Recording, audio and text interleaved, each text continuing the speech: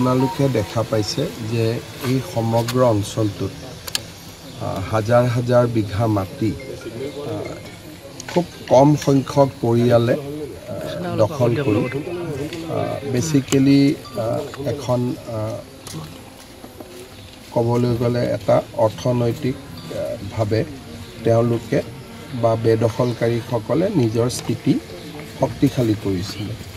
ইয়াতে এটা বস্তু দেখা যায় যে কোনোবা মানুহৰ মাটি নাই কাৰণে ইয়াত অহা নাই, কাৰণ তেওঁলোকে সাধাৰণতে আমি ভূমিহীন মানুহক 3 বিঘা মাটি দিওঁ, 2 বিঘা মাটি দিওঁ, কিন্তু ইয়াত একোগৰাকী পৰিয়ালে 300 বিঘা, 400 বিঘা, 200 বিঘা এই ধৰণে ভূমি তেখেতসকলে অধিগ্ৰহণ বা তেওঁলোকৰ দখলত ৰাখিছিলে।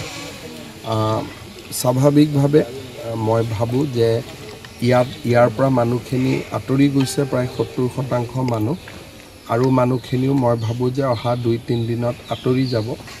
তাৰ পিছত জিলা প্ৰশাসন আৰু ফৰেষ্ট ডিপাৰ্টমেণ্টে ইয়াতে বিভিন্ন ধৰণৰ অৰ্থনৈতিক কাম কৰিব পাৰিব।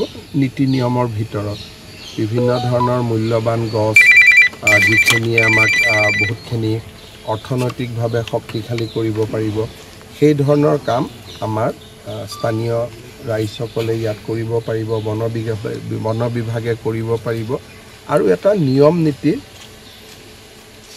পৰিসীমাৰ মাজত থাকি কামবিলাক কৰিব পাৰিব। চবৰে ডিপাৰ্টমেণ্টবোৰ বেলেগ বেলেগ নহয়, মানে পাৰ্চনেল ডিপাৰ্টমেণ্টে কাবাৰ অৰ্ডাৰ উলিয়াব, এক্সাইজ ডিপাৰ্টমেণ্টে কাবাৰ অৰ্ডাৰ উলিয়াব, হোম ডিপাৰ্টমেণ্টে কাবাৰ অৰ্ডাৰ উলিয়াব, মন্ত্ৰীজন বেলেগ, আয়ুক্তজন বেলেগ, গতিকে তাত 40 দিনৰ ভিতৰত ওলাব লাগে। গতিকে সকলো ডিপাৰ্টমেণ্টে 40 দিনৰ ভিতৰত নিজৰ কাম কৰিব। ৰেংমা বনাঞ্চলত উচ্ছেদৰ সকলোৱে ইতিমধ্যে সমৰ্থন জনাইছে। ইয়াৰ পৰৱৰ্তী পৰ্যায়ত কেনেধৰণৰ ব্যৱস্থা ইয়াত? আমাৰ সৰুপথাৰ সমষ্টিত উচ্ছেদ অভিযান হোৱাৰ পিছত গোলাঘাটতো কিছু কাম কৰিবলগীয়া আছে, আৰু এই ধৰণে আমাৰ এখন দীঘলীয়া তালিকা আছে। কিন্তু প্ৰত্যেকটো কাম কৰাৰ আগতে আইন আদালত সকলোখিনি পৰীক্ষা কৰিব লাগে। গতিকে আমাৰ চেষ্টা থাকিব এটা এটাকৈ যাতে আমি কামবোৰ খুব সুচিন্তিতভাৱে আমি কৰি গৈ থাকিব পাৰোঁ। আৱেগিকভাৱে যদি ইয়াতো আহক তাতো আহক বুলি গৈ থাকোঁ, কোনোবা দিনা কোৰ্টে কৈ দিব যে আপোনালোকতো যাব নোৱাৰে।